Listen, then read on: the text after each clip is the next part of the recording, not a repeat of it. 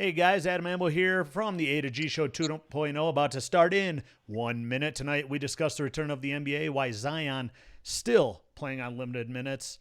The Big Ten schedule is out, and we remember some of our favorite Michigan comebacks, plus some good old-fashioned Spitfire. So join in the fun, and welcome to episode 18.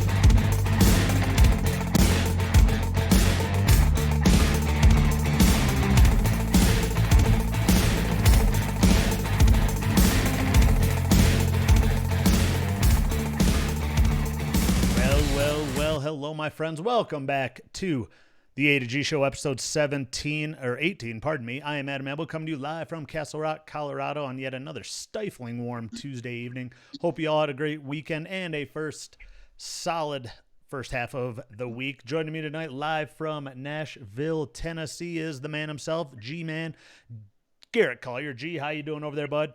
I'm good, brother. How you doing? Good, man. Good. Glad to see you. Sorry, everyone. G had a little bit of an accident yesterday on the old hoops course.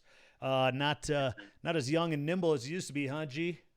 Dude, we've been playing against these kids that are like 4 or 5 years, 6 years younger, and they are making me realize that 24 is not 18. There's a big difference. That's right. Not in high school anymore, right? Right. Not even in college. Shit. Well, hang in there, buddy. It gets worse. But tonight, don't forget after the show to head on over to the M Factor YouTube channel and subscribe. We really appreciate it. There's a link in the description, so click on that. Leave us a like, of course. And if you missed the show tonight or just want to check it out again with some higher quality, then it'll be posted on the M Factor page later tomorrow. And of course, if you want to scoop up some M Factor merch, head on over to the M Factor merch store. We got some new stuff over there every week that we publish, so we really appreciate the support. And hey, sporting some M Factor attire really helps get the brand out there. So thank you everyone who has already purchased their favorite items. There's a link in the description on Facebook, so check that out when you get the time. If you are joining us right now, make sure to hit the share button so we can get everyone in on the action. And as always, leave us your thoughts in the comments section. We really appreciate it. We'll try to get to them live right here on Facebook. But, G, let's rock and roll with our first topic of the night, and that is the return of the NBA in the old Florida bubble. G, I'm going to write, you are the NBA fan out of the two of us, and I'm going to go right to you, buddy. What has been your opinion? What have been your thoughts on the NBA return so far? Yeah, I mean, for starters, just thank goodness that sports, I mean, I know baseball has kind of been coming back, but like a sport that you and I can talk about and really, really get into is back. It's been super exciting. I've watched way more games than I'm proud to admit. But yeah, it's been really exciting. A lot of really, really close games. I think we're just seeing more and more that the end of the LeBron versus the Warriors dynasty, or the LeBron versus the Warriors matchups in the finals, is exciting for the league. There's more parity in the NBA than I think there's been in a long time. LeBron and the Lakers look really, really good, like people expected them to. I know Giannis and the Bucks lost to the Nets yesterday, but they didn't play Giannis in the fourth. No starter touched the floor in the fourth quarter, so I think the Bucks look really good. I think the Sixers might be in a little bit of trouble. They were a team that I was kind of hoping would be a sleeper in the East, and they kind of struggled. And obviously, I want to see Memphis do well now that I'm living in Tennessee. And Triple J tore his meniscus yesterday, so with him missing the rest of the season, I think they're probably going to finish in the top 8, but then they're probably going to lose those play-in games, I think, without him. Ja has to pretty much carry the team, and he's just not at that level just yet. I think he's great, but not yet. I assume you think he's going to be Rookie of the Year, right? It's pretty difficult to say, especially if our next topic discussing Zion. Right. Yeah, I think Ja's got Rookie of the Year in the bag. If anyone else gets it, I think it's just a popularity contest. It's proving that it's a popularity contest. But yeah, I think it's going to be really exciting. I think in the West, we're still looking at the Lakers and the Clippers. The Clippers look good with Lou Will back. Sleeper team out there, maybe Portland. I know they're going to be an 8 seed. They'd have to beat the Lakers round 1 if they make it. That'd be tough, but I really, really like the way they're playing. They got, Lillard and McCollum and Nurkic, and they're a really, really solid team. And then in the East, I think it's the Bucks to lose at this point. I like the Celtics. I like the Sixers. And Toronto is sneaky good, but I just don't see Giannis not getting to the finals this year. I would love to see him win his first ring the year after winning an MVP, similar to what Mahomes did for the Chiefs in the NFL. I think it'd be a similar path for him to follow, and I think he'd be a bona fide superstar. He's probably the best player on the planet right now. I think he's going to be tough to beat. Yeah, that's been that's been solid, and you're absolutely right, G. I totally agree. The game intensities have been fantastic. Being with the shortened season, the short because you only got how many games before the playoffs to try to make it in?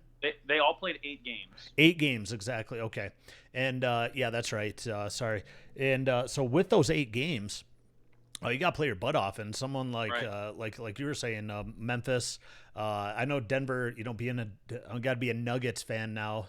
But they're solid. Too. Oh yeah, really they're gonna be solid. They're just really young right now, and I agree with you in the East. I definitely think it's Milwaukee's to lose, and I really think Toronto will be the sleeper team though, because everyone Miami could be too. Yeah, Miami with our boy Duncan, right? Dude, he's falling out. Yeah. Oh. Absolutely. So is Trey out there, right? So is Trey down there in Dallas, right?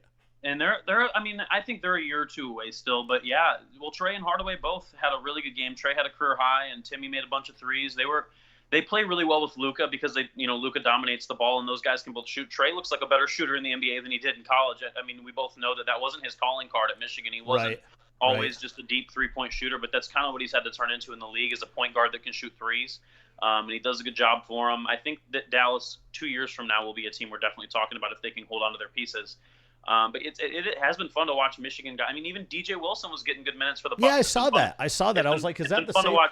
Yeah, it's been fun to watch Michigan guys be successful. And there's, like I said, there's so much parity that we really don't know what's going to happen in the playoffs. Yeah, exactly. The playoffs will be fun to watch. I definitely agree with that, and I have been watching some of the games, surprisingly, but I was just, I was so happy to have the NBA back and just sports back. Like one of the big four, baseball really didn't excite me all that much. I did watch a couple games, especially since the Rockies are like 8-2 since starting, but they always start pretty well.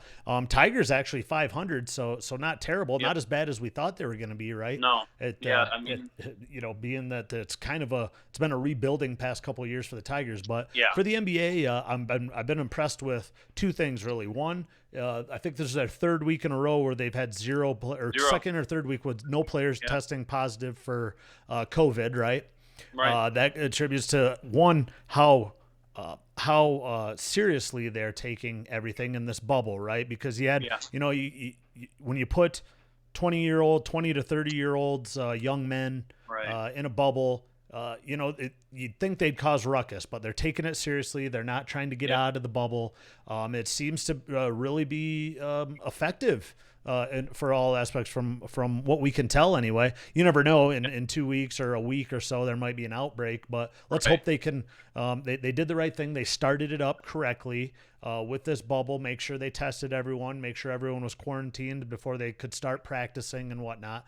So that's been really good. The players staying healthy, I really like that. And then 2, oh boy, how about the production of it? The fans, they've done such a good job. Those live streams to the fans, and they actually put the fans who are watching the game via live streams up in each individual seat, basically of different.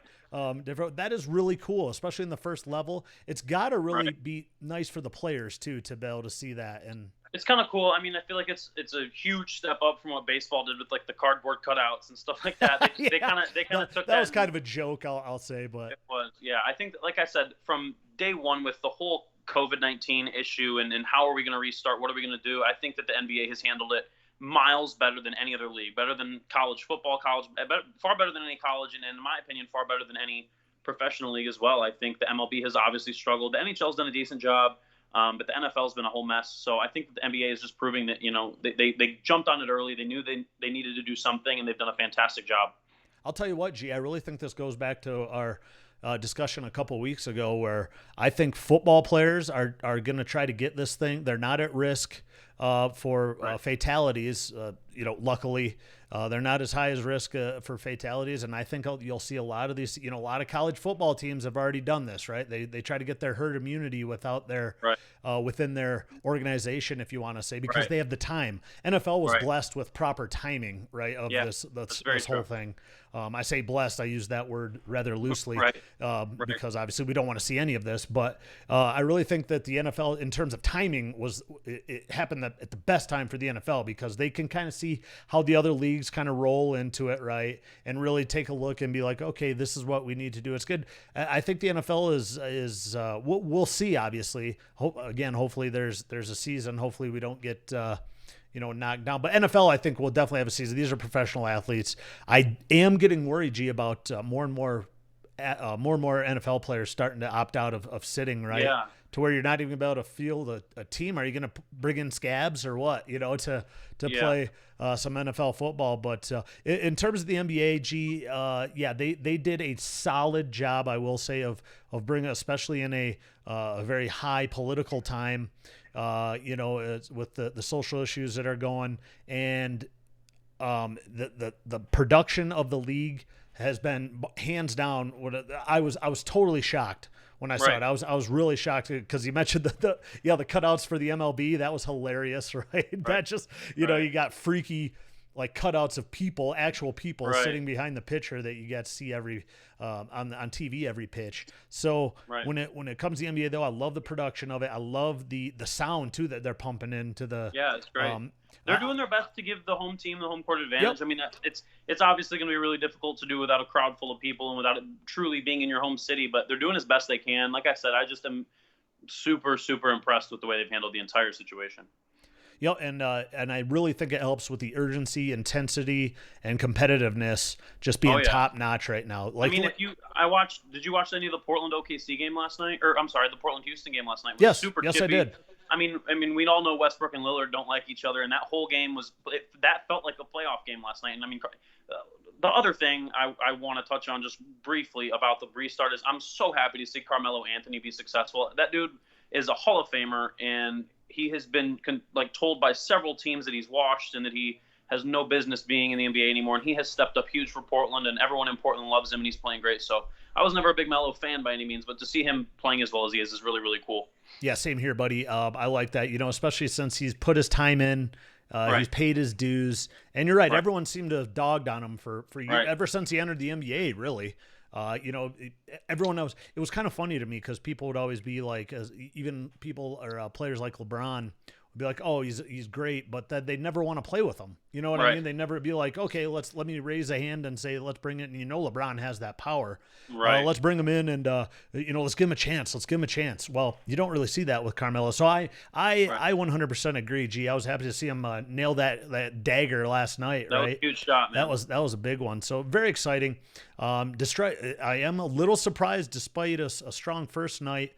Just looked it up, on like Sports Illustrated, so pretty reliable source. But the ratings have kind of died for the NBA. Of course, again, it goes back to social issues, which I don't want to get to. Going into it, yep, of course. But all the leagues are right. All the leagues seem to be doing that. So. Let's get some comments tonight. Again, thanks everyone for joining the A to G show. Adam Amble with Garrett Collier. Steve Fox says Toronto might have the best coach in the NBA. Hands down. I don't even know. Maybe Popovich, but I mean, I'm biased. I've liked him since I like Brad Stevens in Boston. I think he's doing it really well they don't really have, Jason Tatum and Kemba are both great players, but they don't have a true superstar. I like Brad Stevens, but Nick Nurse has done a fantastic job. And let's not forget, Toronto still had the second best record in the league before, or not in the league, in the East before all this. Right. Before all this happened, they just play great defense, and they don't really have a superstar now either. After losing. When Pascal Siakam is your go-to, they've got Pascal Siakam, who was a G League player just a few years ago when Nick Nurse was their G League coach, actually. Nice. and Fred VanVleet has come out of nowhere, another small college guy from Wichita State. He's stepped up, and they got Kyle Lowry still. They've got just the pieces around. Yeah, like I said, they're a good team. I think they're going to struggle in a playoff series. I think a team like the Bucks is a matchup nightmare for them. The Bucks are a matchup nightmare for anyone in the East right now, is why I picked them. But Nick Nurse is fantastic. Yeah. So, and also says Steve Fox, bubble is working. Yep. That's kind of what we just said. Absolutely, it's working. And like I mentioned, I'm just really happy to see the players take it seriously. That's all. That's all I was worried about. I was worried about them sneaking off, not taking it seriously, being like, you know what, it's no big deal. Let's not forget what age bracket we're talking. We're talking about your age bracket. Come on, just just out of control kids. I'll tell you what. All I right, mean, all right. can't you tell? Can't you tell, folks? Just look at G over here in the screen. Just out of control. Got his hat on backwards and whatnot. And a nose Jeez. ring. What a rebel, right, G? Right. But yeah, thanks everyone. Thanks for the comments there, Steve. Again, don't be bashful. Everyone can comment. Tune in. Let us know what you guys' thoughts are. We're gonna move on to the next topic, G, and that kind of a segue into the urgency of this 8-game pre-playoff to try to get into the playoff, and that's New Orleans sitting Zion. He's yet to play over 20 minutes in a game, I believe, right? That is unbelievable, especially since the Pelicans, they need to win, right? They have to win. They're out of the playoffs right now. Right. And what a brutal, they did this. I honestly feel that they let more teams, like kind of like 3-4 teams that are outside the playoff bubble, simply they got Zion to thank for that, basically, because the NBA needs Zion. He's probably behind LeBron, probably their biggest moneymaker, and to only see him play under 20 minutes a game. What's your thoughts on it? First of all, why are they doing it? Did you see G? And I know you did, because I think we talked about it. He slimmed down over this during the quarantine. He looked cut. He was cut. And he was cut. He was probably in the best shape of his life, and they still hold him back. I mean, he's ready to go. You're telling me you can't put him in for 1-2 minutes at the end of the game to play? I mean, what's your thoughts on it, G? That's what's been puzzling to me, is the situations that the way they're reducing his minutes. Like, I have no problem with them. He's still young. He's 4 or 5 years younger than me. He's super young. He's been chubby. He was chubby at Duke. Maybe his cardio is still trash. I don't know, but it doesn't make sense to me that they were in a tough game with the Utah Jazz on opening night, that they were winning. They were up 1 or 2 all night long. And all fourth quarter long. And I kept waiting. I'm like, all right, with 4 minutes to go, they're going to throw. He was at 15 and a half minutes or whatever that night. And I'm like, all right, if they're saving him, they're going to give him 20 minutes. And he's going to get the last 4. And as the Jazz are just chipping away at their lead and then eventually taking the lead and winning the game, the Pelicans lost. Zion was on the bench. It doesn't make sense. I get that you want him on a minutes restriction. That's totally understandable. He's young. The last thing you want is a player at that caliber to get hurt early in his career. Makes sense, right? I totally agree. But if you're going to play the kid the first 3 minutes of all 4 quarters, why not throw him in there for the last 4 minutes and get him to 20 minutes and win the dang game? Like, you got to win games. Like you said, you touched on it. The Pelicans are well out of the playoff picture right now. There's teams between them and that. The key right now isn't even to get to the 8th spot. The key is to get to the 9th spot and be within 4 games of 8th or whatever. They're not even in the 9th spot right now. No, they're in like exactly. 11th. Like, why are you not playing your guy down the stretch? It just doesn't make sense. The guy too, especially since he's a force. He is a little bit of a defensive liability, but at the same time, you got to score. You've been losing these games because you're in there. He's scoring at will almost. He's been far better at scoring than I thought he was going to be, especially this early in his career. It's unbelievable how strong he makes those men look like boys, when it comes. He does. Could you imagine how actually strong he must be to be able to do that? That is unbelievable. Steve Fox, actually, I want to get to this real quick, G, because Steve Fox, maybe they're handling him like the Nationals handled Steven Strasburg all these years. He is a huge investment. Yes, that's true, Steve, but I kind of disagree with that, because this is not Tommy John's. He's not sitting out because of Tommy John's surgery or a concussion protocol. They're sitting him because they think he's out of shape. They're not really worried of and this is straight from the head coach. It's like he's on minutes restriction due to his physique or his physical well-being, right? It's not because of his he's injury prone, because he's really, he blew out a sneaker, for crying out loud. That was that's a freak of nature right there. And he came back and then ended up being ACC tournament MVP. They won the ACC tournament. They led them to that great game against Michigan State.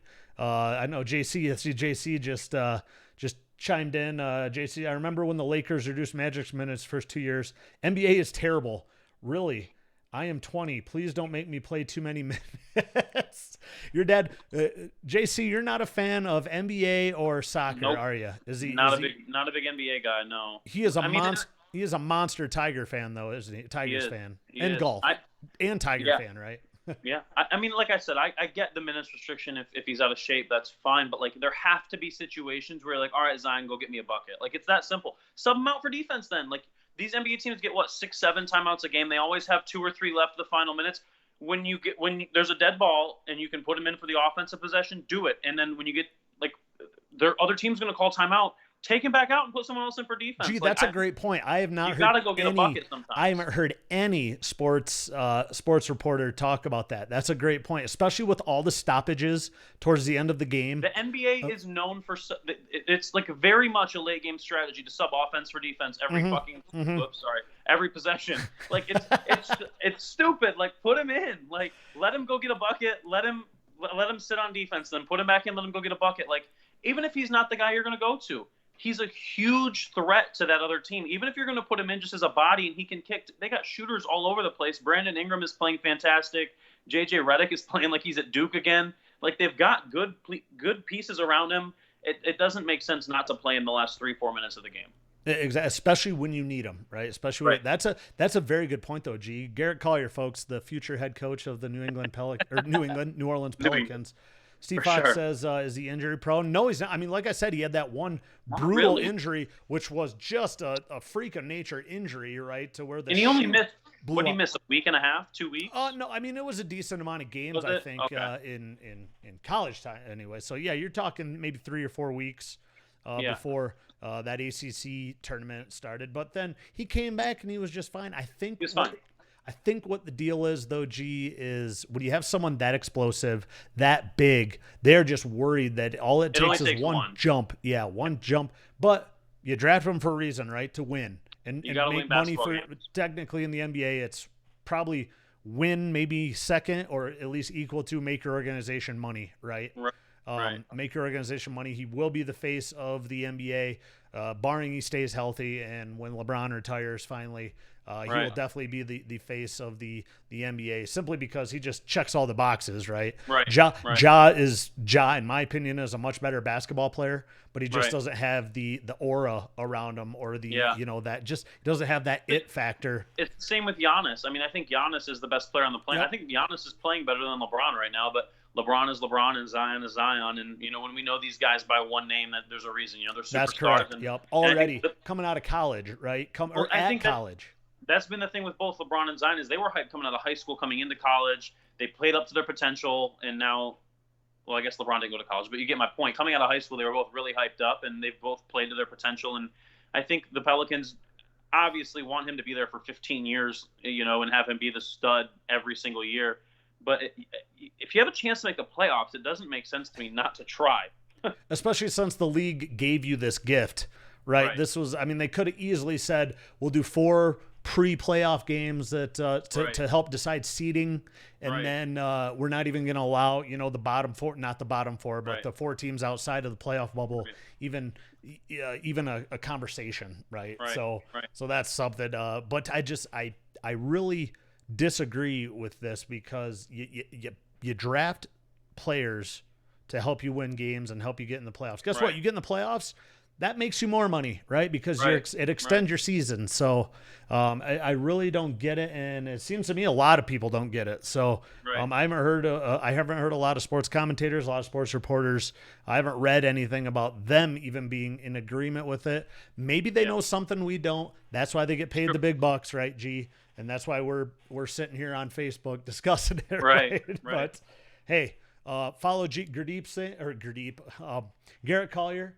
Garrett Collier, I'll send in your resume to New Orleans Pelicans, and I know you're under experience. It says 0, but would you ever do any like youth soccer coaching or anything back? Yeah, I coached a varsity soccer team 1 year. I got 1 year of soccer in me. No basketball though. Boom, that's enough. I think that's enough. Right, perfect. You know what I mean? All right, good stuff. Welcome everyone to the A to G Show 2.0, episode 18 now, right, G? Adam Amble with Garrett Collier. Appreciate everyone joining in tonight. Make sure to leave your comments over there. Hit up that share button for us so we can get more people in on the conversation. Really appreciate it. We just went over the return of the NBA, so if you want to catch it on YouTube tomorrow, you can all go back and take a look at that. Then we discuss Zion. limiting minutes. But let's see. Oh, Steve Fox has another comment. Maybe they're saying Zion for the next season, which isn't far off from this season. That's a real good point, G. Yeah. To where they think, you know what, this season the champion's probably going to have an asterisk by them. Is it really worth it, considering there are no fans in the stands? Right. And they are. I mean, the odds of them winning a playoff series are slim to none. And yeah, that's a really fair point. If he gets hurt and he misses a bulk of next season, then they're not going to make the playoffs next year either without him. So, I mean, yeah, like there's obviously a reason that they're doing it. It's just the way they're doing it is what doesn't make sense to me. Right. You know what I mean? Like I said, limiting his minutes is fine, but like playing down the stretch, like what the heck? Yep, exactly. But that's a good point, Steve. Short off season this year. Yep, exactly right. So if he did get injured, he's got Right. not a lot of time to. Well, geez, Yeah. when is actually the first game normally of the new season? Or Well, when does? normally it's in October, but I think they pushed it back to early December this year. Okay, well that makes sense. I mean that makes Yeah. sense. So, all right, let's move on to our third subject, and this will be a fun one for us, G. With the Big Ten football schedule finally came out late last night, earlier this morning. We got to see it. I know, G, you'll have some thoughts on it. First and foremost, I'd like to say this is a good thing because it's still, it shows that the Big Ten is still planning on playing football. I read a bunch of tweets. I saw the interview with the Big Ten commissioner saying he just doesn't know yet. He can't say definitively whether they're going to play, whether they're going to not play. I think, again, we mention it every week, G, we just got to wait and see the data that is out at that time. I'm glad that they did this because you got certain teams like UConn. UConn said we're not playing. I think that's a bullcrap move. But again, UConn doesn't make any money off football. So, well, and my dad made a good point earlier today when we were talking about it, that they're in the middle of a conference change. They're not good. There's no reason for them to risk anything. They're not really going to lose much by not having. I mean, they almost cut the dang program last year. If you remember, there were talks that UConn was going to cut football. UConn, I don't think UConn opting out of the season is going to impact anything. I think these big conferences and these big teams are going to want to play as long as there aren't extenuating circumstances that prevent them. Now, I'm not overly confident. I'm still sitting at 50-50, but I don't think like you said, I don't think UConn opting out is a huge deal. Exactly. I really think that and it's not important to them, right? I don't think they probably have a couple kids and they're going to honor the scholarships of the student athletes. So that's solid. So what do you think, G? Let's head on over to the actual schedule itself. Let's take a look at it. Sure. Via Twitter here, thanks to Twitter, I was able to get this. Boy, that's beautiful. I love the looks of that maize and blue right there. JC, let me know your thoughts on that. It's looking pretty good, isn't it? Woo-wee. Boy, I tell you what, we'll get to Michigan State's schedule in a second, G. For sure. But first and foremost, I want to get to you, G. What sticks out the most about this so far? Yeah, I mean, love that Sparty and Penn State are both at home.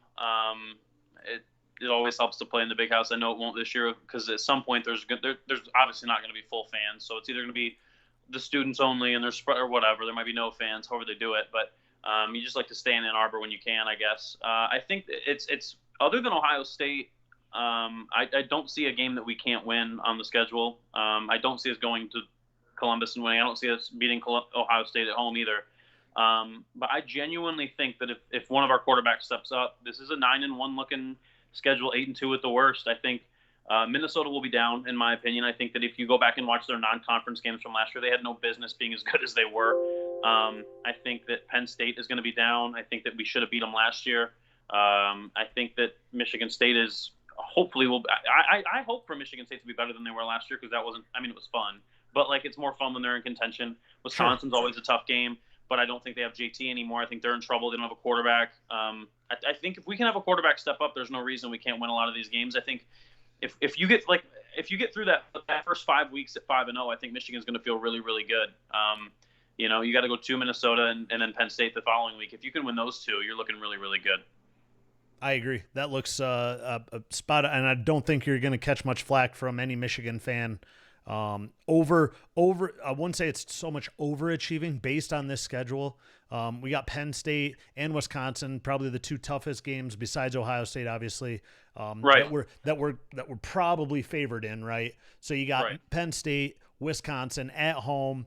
You got Penn State kind of in what would be normally the beginning of the middle of the season, right? Right. And that's when Michigan. That's what I love about that Ohio State game is it's right in our wheelhouse of when Yeah. we, especially with under Harbaugh, we always seem to be peaking right at the end of October, right in the middle to the end of October. The I crappy think time that's to be peaking, other than this year. what's that?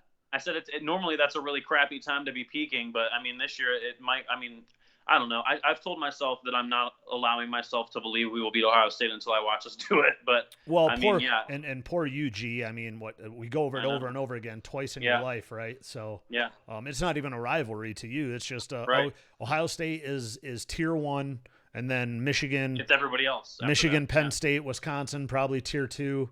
And sorry, JC, I'm not going to put Michigan State in tier 2 for football anymore. Maybe in your lifetime, G. In my lifetime, Michigan State has been as good as Michigan. I mean, well, maybe not in my lifetime. In the last 10 years, though, for sure. I mean, yep. Let's get some comments. Steve Fox, Rutgers outbreak doesn't help right now. That's true, but that's New Jersey. Probably handling one of the worst out of any states in the country. We just talked about that before, right? Right. G. How geez, Pete. So why do we even have Rutgers in the stupid Big Ten? But it's for that East Coast presence, right? That the Big Ten lacks, pretty much. Let's see. Steve Fox, at least we have a chance to end the season on a good note. Yeah, at Northwestern. But it's always a tough place to play. Don't forget that was one of our better comebacks in the last couple of years was under Harbaugh when we went to Northwestern and we were down. Remember, actually we watched that all together at Dirty Bird. Even JC was there, I believe. So cheered on Maize and Blue. I doubt it, but what else? Collier says I see 8-2 Michigan, 6-4 State. That's pretty. I mean, I think 8-2 is like.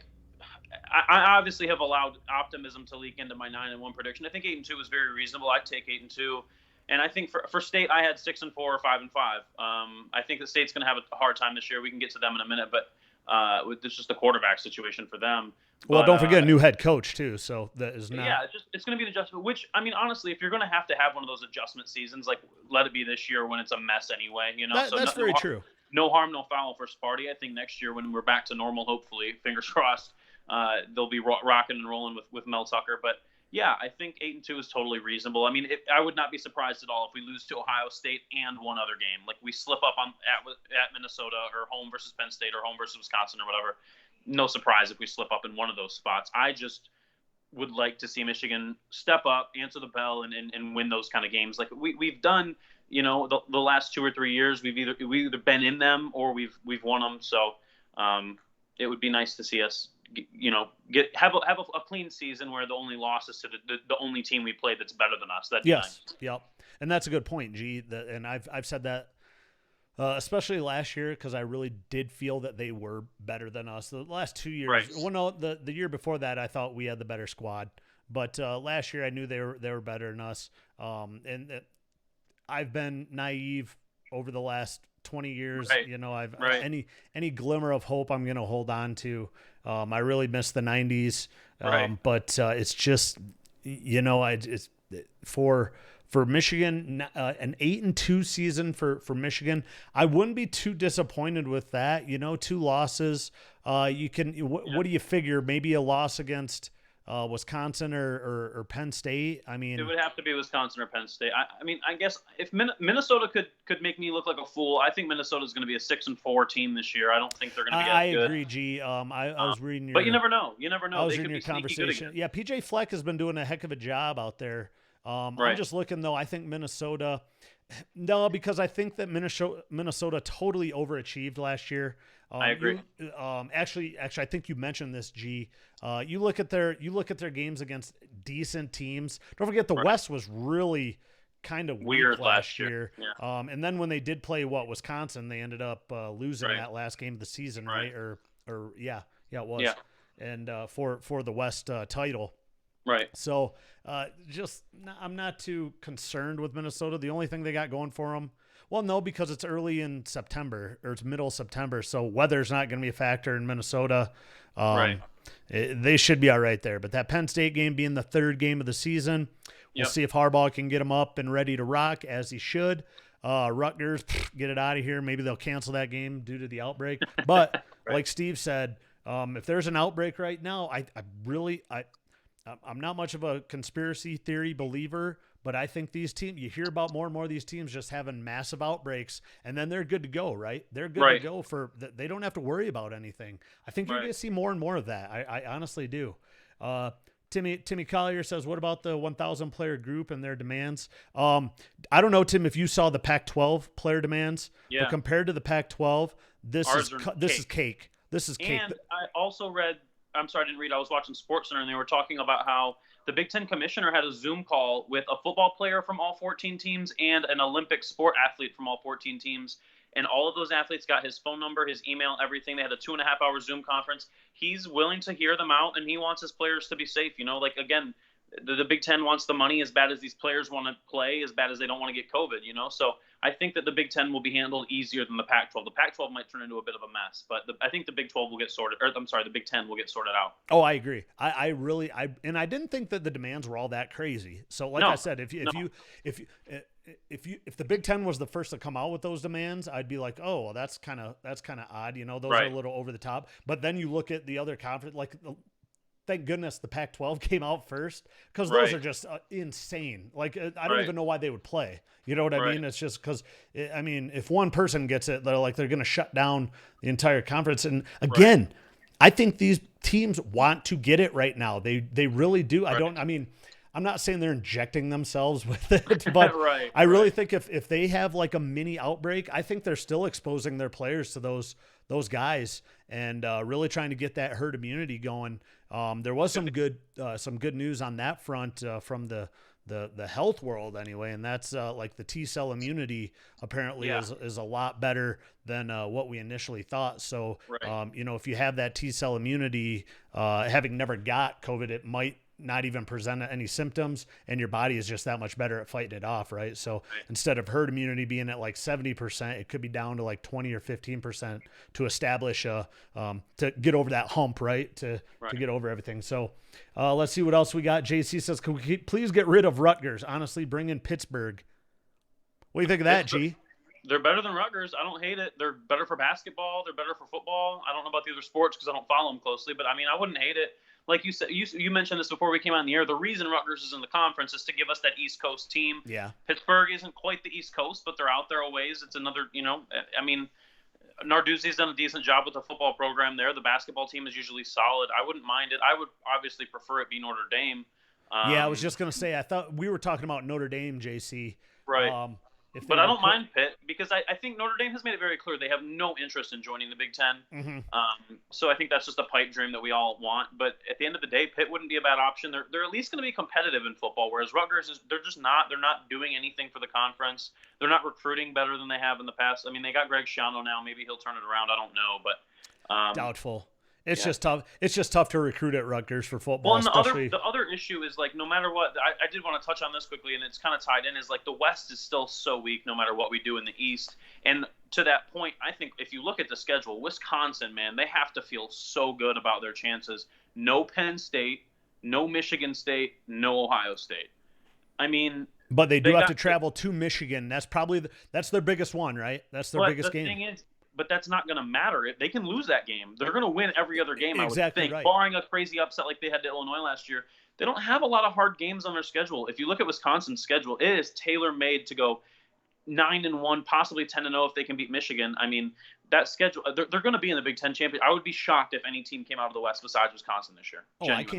I can't see it. And don't forget, there's no such thing as home field advantage this year. So right. There's no, unless, well, again, I say that, but they're still keeping it kind of open to say, you know, they didn't, as the information changes, obviously so will their rules, right? Basically the rules of allowing people in. I mean, you can still socially distance inside a stadium. It's wide open. Wear your masks in there. You know what I mean? You can do the precautions and try to protect this thing. Man, can you imagine though if Michigan goes to like 10K cap, how much those tickets are going to sell for? Holy cow! Well, it doesn't. I mean, Michigan probably has one of the richest booster base on the planet, right? Right. So it'll just be wild. Like if somebody can't go day of and they throw it up on StubHub, you know what they're going to get for that dang thing? It'd be wild. It'd be wild. You'll be selling both your kidneys, buddy. Yeah, right, for sure. And everything else. And everything I own, yeah. What else we got? We got JC says swap Maryland for ND. But the problem with that is I really like Maryland in basketball. So Yep, I know Maryland. JC, your mindset is probably still on football. But I know G, you're probably in agreement with this. But I really like Maryland in the Big Ten for basketball. So I mean, I wouldn't mind playing Notre Dame twice instead of playing Maryland in basketball. That'd be fine with me. But yeah, as far as for the quality of the conference, I think Maryland has. I mean, they've been really, really solid in basketball, and they make for more must-watch games for sure. But and don't forget that Notre Dame is in the ACC for basketball. So I just don't think Notre Dame has any interest. I think if Notre Dame wanted to join the Big Ten, they'd have done it before Nebraska did. They'd have done it before Maryland did. They'd have done it before Rutgers did. You know, when we were expanding, they would have hopped on board if they wanted to. Let's see what else we got. Steve Fox reestablished that Pitt-Penn State rivalry. Oh, that would be kind of cool. That would be awesome. That'd be. I mean, I know I wasn't really alive or remember that rivalry, but I'm sure Steve, JC, I'm sure you guys can probably remember that. JC, honestly, both. If you give me your percentage of odds that we actually have college football, I'm saying 50-50. I can't lean either way yet. I think it's still too early to tell. Everything is. I mean, if you look at what both baseball and basketball, I know it's hard to compare college to pro right now, but I think if you look at what they did, they've gone down to, like, as it gets closer and closer, you know, just making determinations as we go. Even up to the week before the baseball game started, we didn't really know if they were going to play. And now look at how baseball's handled the couple outbreaks they've had. It's too early to tell still. You know, as crazy as that sounds, because we're only a month away from that September 5th date against Purdue. You know, as crazy as that is, we're only 4 weeks from that date. I think it's still too early to tell. I think 2 weeks from now we will have a really good idea of if we're going to have football or not. Yep. I'm a little more, in my mind, like if you're going to ask me personally, like if I were the NCAA commissioner or the president, I'll be like, you know what? I'm going to wait 1 to 2 more weeks, make sure that those curves are going down as they are, especially for outbreaks, right? Right. Because the fatality rates are still dropping, right? Yeah. So, and we're gaining more and more knowledge that this is just not as deadly as a virus for 30-year-olds and below, right? It's just not. Right. I mean, like I said, you might have players purposely getting it. So, if you were to ask me, I would say I'm gonna go 2 weeks because the NBA did a solid job of handling it. The MLB seems to have their little outbreaks under control. Hockey is doing a fine job. The MLS is doing a good job. NASCAR, golf. You got a lot of pro sports that are back. And like you mentioned, G, it's hard to compare professional sports where it's a business, right, and of getting paid for these people and having students. The problem is the narrative of these students putting their lives in danger. They're just not. You don't shut down the league for the flu. You don't shut down the league for the common cold. You don't shut down NCAA football for these diseases that have a higher death rate for this age bracket, right? Don't get me wrong. If you were going to allow 65 plus 65-year-olds and older into these games, that's a different story, right? We have to look at this based on the data. And the other difficult thing, I think, is you can't bubble college athletes like you can NBA players because they're going to go to get lunch at the cafeteria where the rest of the student body goes. They're going to go to class, I think, right? Like, are you going to cancel? Are all classes going to be online? Like, how are you going to bubble this football team? I don't think that's kind of what I'm saying, though, G, is the more information we get from a personal, because I'm going to get into my second aspect of why I think that I'm a little more skeptical than 50-50. You don't need to worry about it. Mix them. Let them expose each other. Again, this is something, it's just tough to say because when I get into the other side of this, and that is they won't have the season simply because of everything being so politicized like we discussed before this, G. It has turned into a political battle right now. It's not even about the health anymore. The statistics are out there. Go look at them. You know what I mean? Right. Go look at them. You're not the death rate for this disease is not bad for it's not even as bad as the flu for especially young children. You know what I mean? Especially young children. Do you shut down leagues? Do you put people in a bubble because of the common flu or for stuff like that? And again, the only problem with this, and because it's so politicized, is you can't be the league that's wrong, right? You can't have one person, because then one side of the media is going to jump all over you. If you do it the other way, the other side of the political spectrum is going to jump all over you. And again, you know, G, we don't talk politics on here, but this is an issue that I feel has been so politicized across the country that go look at the stats on this compared to N1 or H1N1 or N1H1 compared to the swine flu. There were 60 million cases of the swine flu in the United States when that outbreak happened. 60 million. Right. You know what I mean? Now there are more deaths but you know, as time goes on, as that rate goes down, that's what I think. Like if you're asking me personally, if I were to look at the data and I was the NCAA president and it was firmly up to me, I would literally say, you know what? Based on the target of this virus, we're definitely going to have a season. We're going to socially distance. We're not going to allow full capacity inside the stadiums. But I just don't think that's going to happen, G, because you can't be wrong, or else you are going to be absolutely scrutinized from either end, right? From either end. It doesn't matter what you do. So to JC's question, Adam Amble says, I would be 100% positive that we are going to play college football. But based on the world and how it is today, I don't think we're going to have it. I really don't. So that puts me right at 50-50, right? G? right. Yeah. I really don't think we're going to have it because everyone thinks that doomsday is coming. When if you just would look at the statistics, get on worldmeters.com and take a look at the stats in your state. Take a look at the curves. And you tell me, you know what I mean, G? You tell me. Yeah. Let's see. Steve Fox says, I think they are desperate. I think they are desperate to have a season, but my big worry is what happens when and if players mix with the general. Again, Steve, I don't think, like Adam Amble says, I wouldn't care. It's just like spreading the cold, right? Because a lot of these people are asymptomatic, especially at the younger ages, right? And if you have a pre-existing condition at a younger age, okay, maybe you have to do at-home classes and whatnot, right? You gotta do what they did at the end of the year, end of the school year last year. Yeah. JC says, I look at the states every day. Look at mortality rate. This isn't political. It is real. Well, yeah, for your age, JC. You calling them old? For your age, right? Yeah. Sorry, JC. It's poking a little fun. Yeah, you look at the stats every day. I look at mortality rate. Yeah.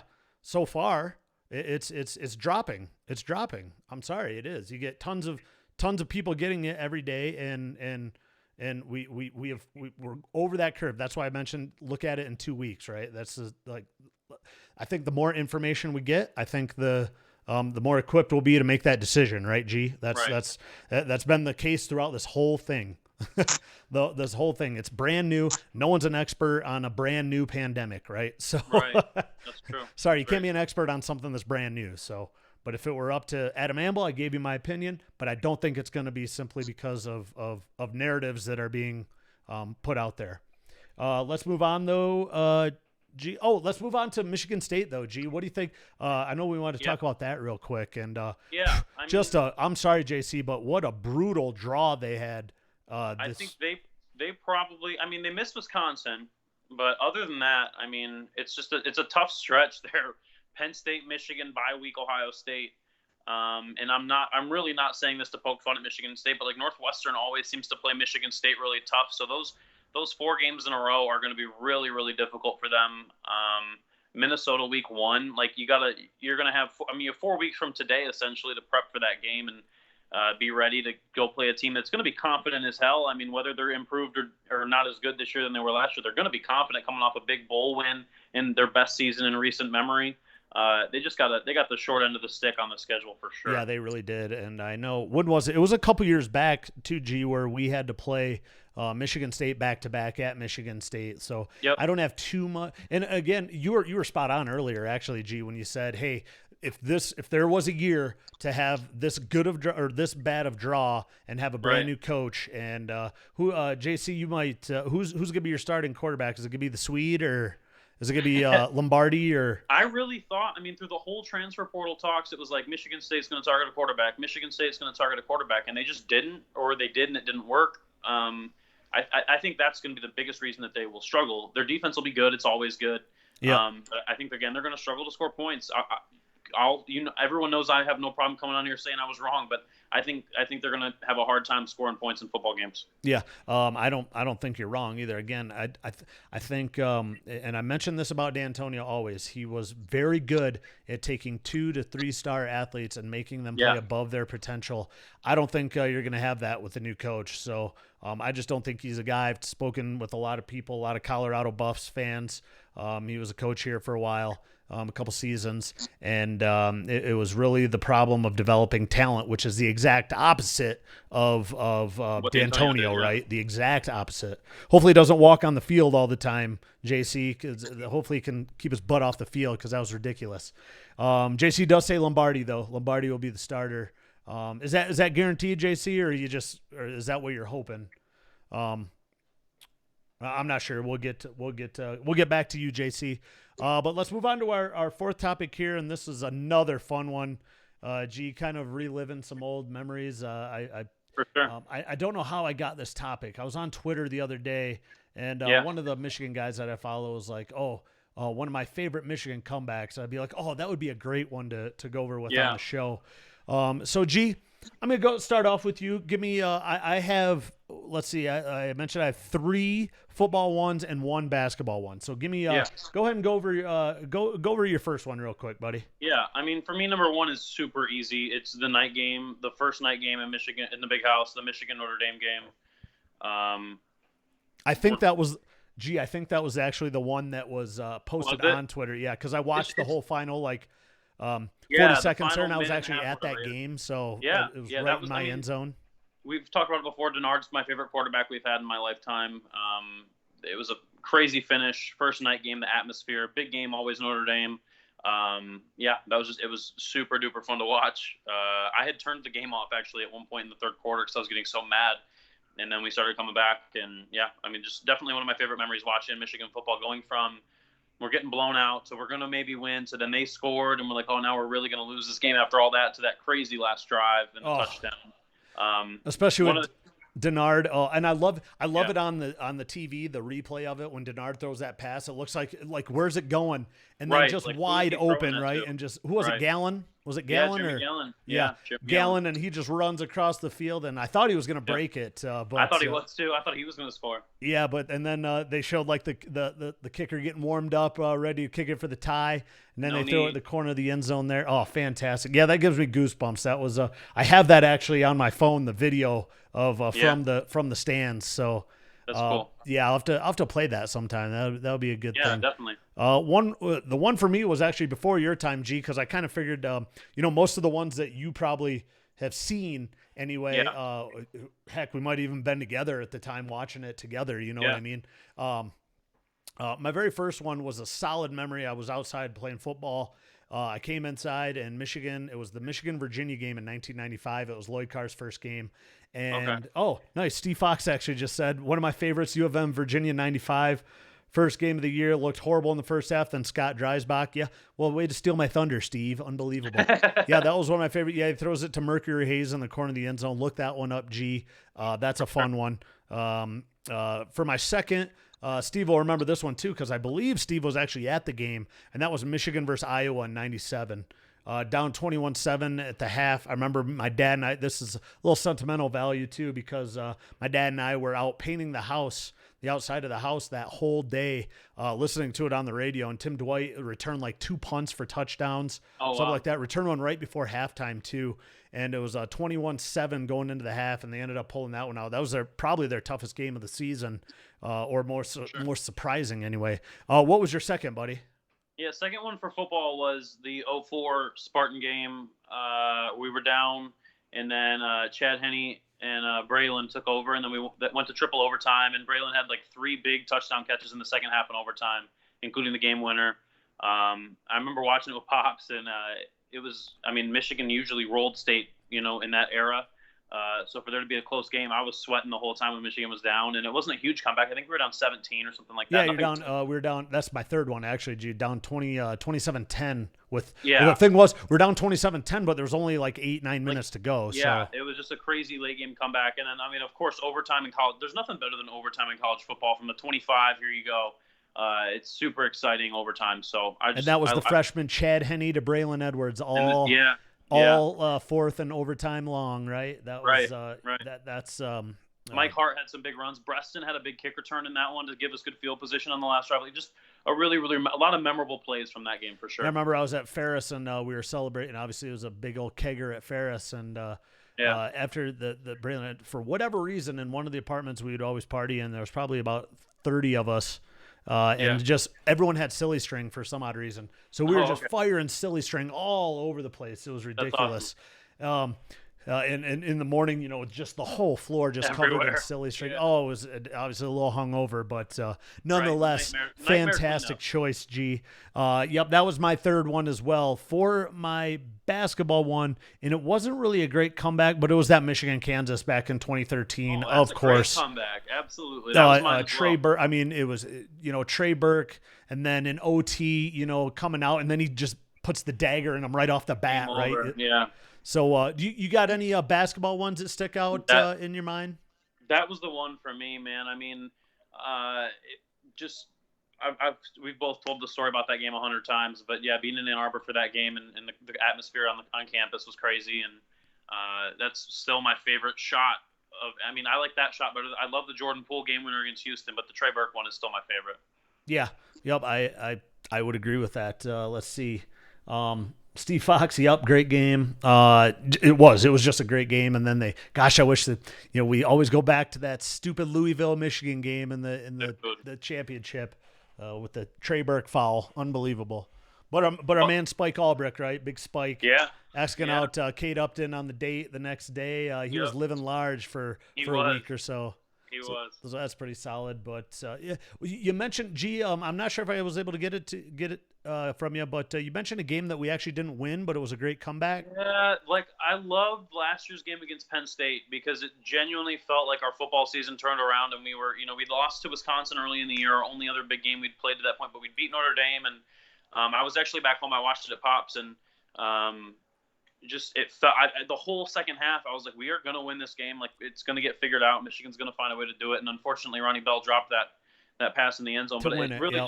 But it really felt like the kind of game that Michigan, they found themselves in that game, and we ended up having a good second half of it and then lost to OSU. But it made me enjoy. I had struggled to enjoy watching Michigan football last year because they didn't play well in a lot of big games, and that game was still fun to watch. Yep, absolutely. And you're absolutely right. That was I think I mentioned it in the M Factor podcast of you could sense the turning point at halftime of our season, right? Then we racked off big wins against Notre Dame, big win against Michigan State, destroyed Indiana, who was actually decent last year. Let me guess, Sparty, all overrated, right? All overrated, but it's just tough. Until we win that last game, it's going to be tough to argue with any of this, right? To be the best, you got to beat the best. And unfortunately for you, G, you've been living your whole life being second tier best to Ohio State, right? Second tier to Ohio State. Even one of those games that we beat them, they had Luke Fickell as their head coach, right? And they were like 11, and they were 6 or whatever, terrible that year. So that's a solid game though, G, because it was absolutely the turning point of our season last year. I couldn't agree more. I just wish, and I felt so bad for Ronnie Bell at the end of that game. Remember, he was receiving death threats and stuff. And I actually, if you guys go back and listen on Apple Podcast or a SoundCloud, go listen to that podcast because I have a whole 25-minute segment on how disgusting that was and how everyone kind of rose above it the week after, right? And basically, there was the biggest support. Remember, I remember saying, you know what? If Rodney Bell catches a pass the next game, there better be a standing ovation for him. And sure enough, there was just monstrous cheers for him. So showed some of the class of college football and why you Definitely. watch it, right, G, and why Sure. we hope there's a season this year, because it's just embedded into us. It is our favorite, especially us Michiganders, right? Hopefully we can spread it to our respective states that we move to. I know you're down in SEC country, so probably Yeah. not as difficult for you. Not at You know, all. it's all Bronco country over here, so it's all Yeah. NFL. But nonetheless, you know, spread. There's still a lot of Michigan fans out here, which is nice. You know, and Jess, God bless her, she's been with me, especially the last season, especially through basketball, Yeah. watching the Michigan games and getting some Michigan attire, and which is Hell yeah. nice, you know. So, There and you go. introduced me to one of the cooler Michigan bars in the country. So. With boy. that, folks, I know we're running out of time. We didn't even get to have Spitfire. We'll hold that for next week. G, I got some good ones for you. Perfect. But we will see you guys. You able to do it next Tuesday, G, as of right now, or? No, Okay. unless I blow my knee out, we should be Yeah, good. let's see. Blows the knee out, folks. Yeah, for those of you just joining, G had a little bit of an accident. Bit of an accident yesterday, rocking some basketball. Hey, at least you're out there shooting some hoops, Right. man. I respect that for sure. But a couple things going on this weekend, real quick. Again, thanks everyone for watching. Real quick, don't forget there's 2 Michigan Cup races this weekend, Saturday and Sunday. Yeah. Should tune into those. G, you are you able to play anywhere this? I know we kind of had a discussion before. Are you able to play anywhere this weekend, or? Yeah, they got me for 2 gigs on Friday. I'm playing over at a hotel from 4 to 6, and for the dinner crowd, and then I'm going over to a bar called Whiskey Shot to play from 7 to 11. So we're getting a little work in. Fantastic. And for those of you in the Nashville area, or heck, drive on down from Michigan or whatever, go Only see. 8 hours. Yeah, that's not a bad drive. Geez, leave 8 in the morning, get there by what, 6? Or no, geez, There get you there go. by 4. Yeah, you get there Right. by 4 o'clock. That's all good. That's a work day. It's nothing. That's nothing. Right. Get on down there, go support G. But from Adam Amble, Garrett Collier, thanks for watching the AG Show 2.0. We will see you guys next week.